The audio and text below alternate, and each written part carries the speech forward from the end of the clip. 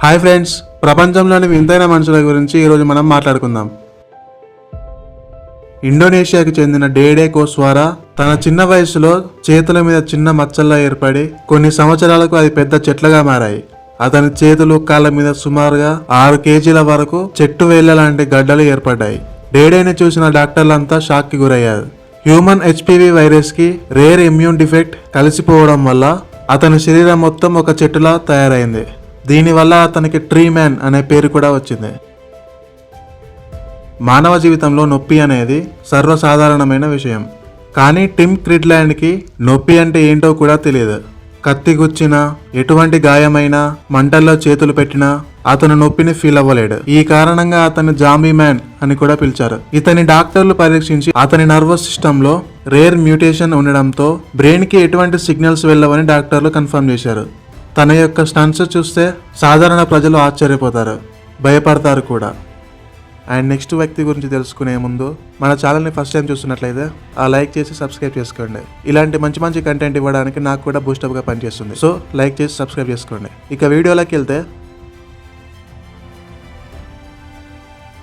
సాధారణంగా మనం రోజుకి 6 నుంచి 9 గంటలు నిద్రపోదాం కదా.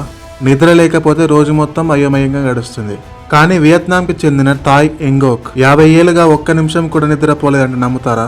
కానీ ఇది నమ్మలేని నిజం. 1973లో తను జ్వరంతో బాధపడిన రోజు నుంచి తాను నిద్రపోవడం మానేశాడు.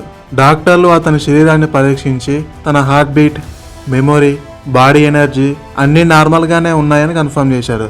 కానీ అతనికి నిద్ర ఎందుకు రావట్లేదో ఎవరికీ అర్థం కాలేదు. నిద్ర లేక రోజులు కాదు, దశాబ్దాలు గడిచాయి. ఇంతవరకు ఇది ఒక మిస్టరీగానే మిగిలింది.